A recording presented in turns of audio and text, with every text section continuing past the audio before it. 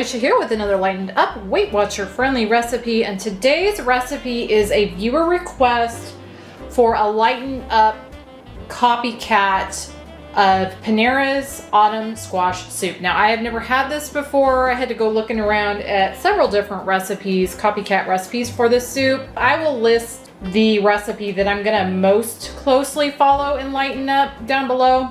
But let me jump into ingredients real quick and I'll show you what I'm gonna be using to make this. So first off here, I've got a medium-sized butternut squash that I just peeled, took the seeds out and chopped up into little cubes. This weighed, I think, around 2.5 pounds. Next up, I've got a medium yellow onion that I've chopped up. And then here I've got some light cream cheese. I'm gonna be using 2 ounces of this. And then I'm gonna be using a cup of apple cider. You could also use a cup of apple juice. I'm gonna be using about 2.5 cups of this fat-free vegetable stock. I might use a little bit more, it just kind of depends on the consistency of the soup. I am gonna be using 15 ounces of 100% pure pumpkin, a tablespoon olive oil. Here I've got some light coconut milk. I'm gonna be using a 1/2 cup of this. I'm gonna be using an 1/8 teaspoon ground cayenne red pepper, and then an 1/8 teaspoon ground nutmeg, and a 1/2 teaspoon ground cinnamon. I'm gonna be using a couple tablespoons of this Monkfruit Golden, or you could use whatever type of brown sugar substitute, no calorie, that you wish. I'm gonna be adding about a 1/4 teaspoon ground black pepper, teaspoon kosher salt, and then here I've got some raw pumpkin seeds. I'm gonna be using about 6 tablespoons of these just to garnish my soup once it's done. So that is everything that I'm gonna be using. Let me get it started. So first off, on a large cookie sheet that I've lined with parchment paper, I'm gonna pour my squash on. Just spread that out. And then I've got my oven preheated to 400. So I'm gonna bake this for about 15 minutes or so, or until this gets softened and it just is starting to brown a little bit. So here is my squash. This actually took 45 minutes to get to this point. So quite a bit longer than the 15 minutes that the recipe was saying. Everybody's oven's gonna be different, but that's how long it took mine, was 45 minutes to soften and slightly brown. So now what I'm gonna do is let this sit to cool a little bit, probably about 10 minutes, before I move on to the next step. And now that my squash is done, I'm gonna take another small cookie sheet that I've lined with parchment, and I'm gonna pour on my pumpkin seeds that I measured out. Again, this is 6 tablespoons. I'll spread those out.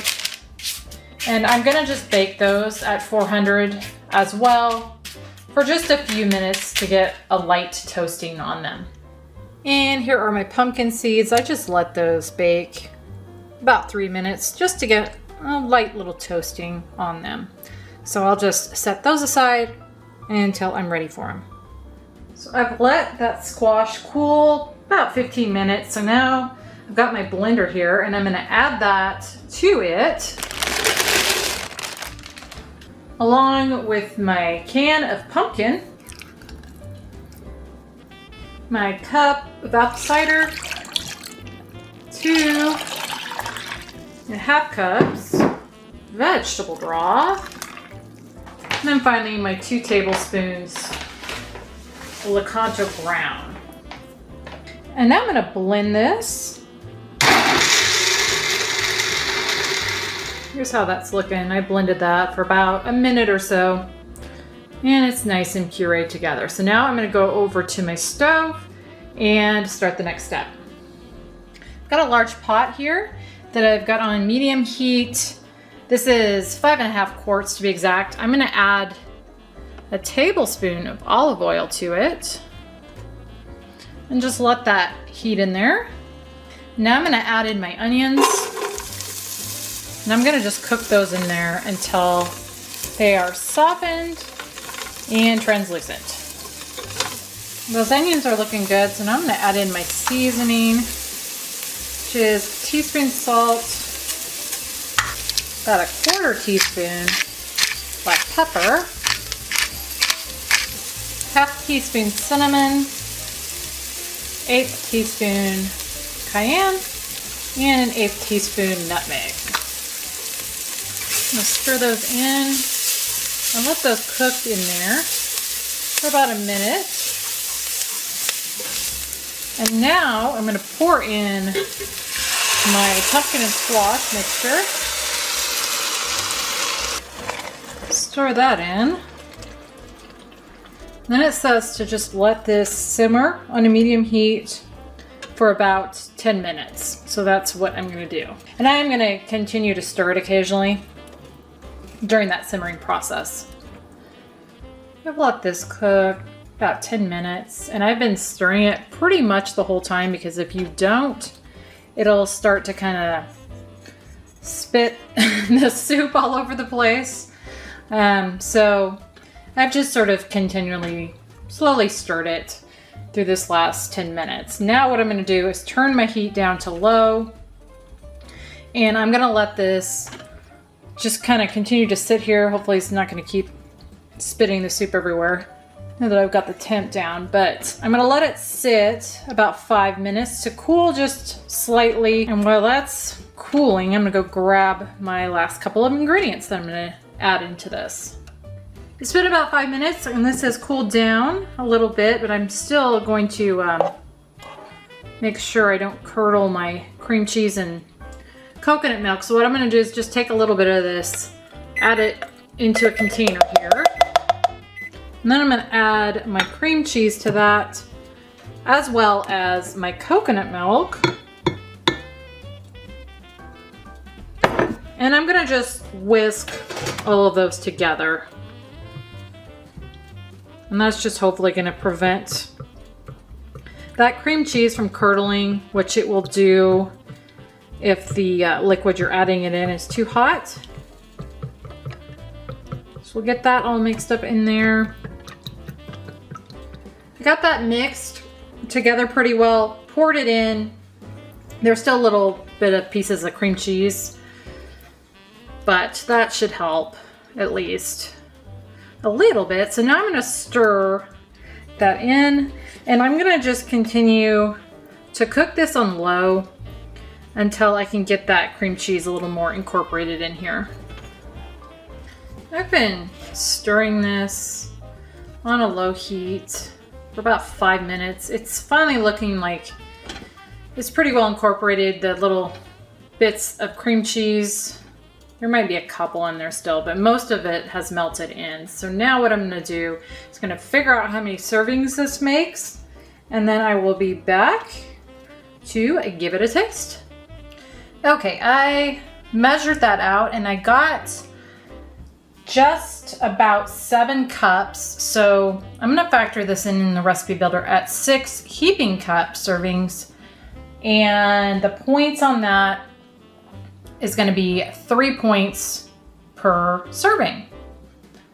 So we'll go ahead, give this a little taste, see what it tastes like. All right, I got my hubby here. He's gonna give this a taste, but I want to say hi, say hello. Hello, world. I want to preface with the fact that you hate anything that is squash, right? In fact, I mean, pumpkin is in the family, but you've come to be okay with that. But this has squash in it, but I still want you to taste it. You ever see them cat memes where they're gagging? Yeah, is that gonna be you here in a second? Okay. Smell it.